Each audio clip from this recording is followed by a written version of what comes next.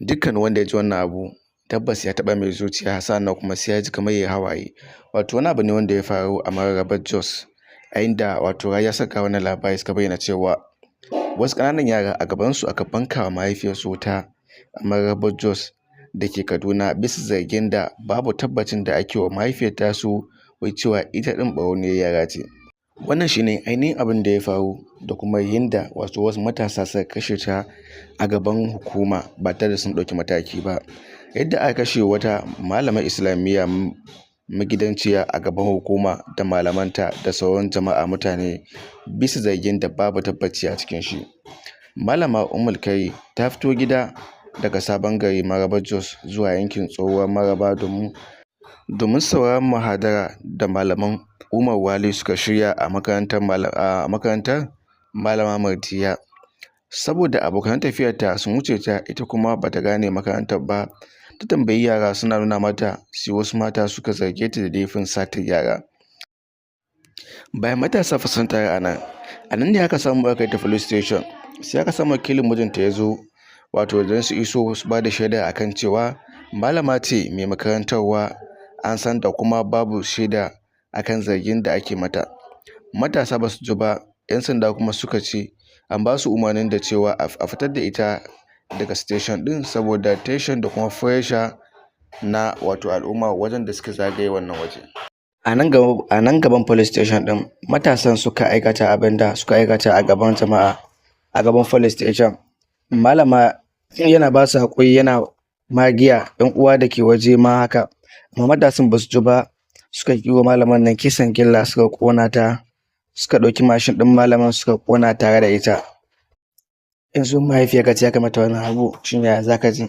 Duk da cewa tana da 'ya'ya sama da guda 5, sannan kuma lokacin da mijinta ya iso zuwa wannan waje hayaƙi kawai ya hango. Bayan ya bar matar shi wato a gida lafiya lau sun yi bankwana, ta je wajen wa'azi, amma yanzu sai dai gawarta. Shin ta yaya haka? Jami'an tsaro na gani suka matasa suka wannan aika-aika. Shin daman a Najeriya ana aikata haka?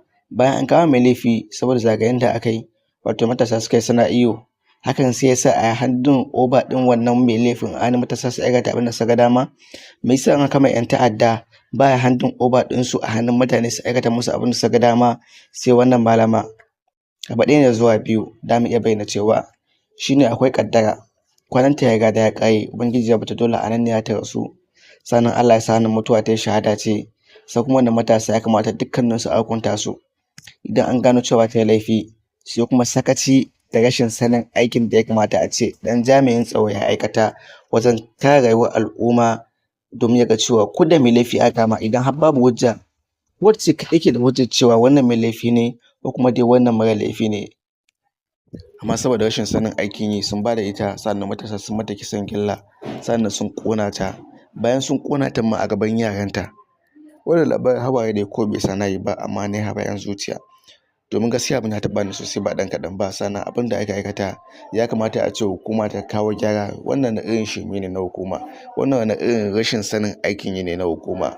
Ta yaya za a kawo mai laifi a kawo muku, sannan ku ɗauke shi ku ba matasa wai ya aikata abin da suka ga dama? Ku ba ruwanku kenan. Ba za a bincike a ga cewa shin tana laifi ko ba ta laifi ba, ba za a bincike a gane wace ce ita ba. A'a, ku bai dame ku ba, ku ihun da ake muku a bakin police station shine abin da ya dame ku. Allah ya cika wannan baiwa Allah, sannan Allah ya gafarta mata su tuma 'ya'yanta. Allah ya kawo waɗanda za su riƙe su da amana.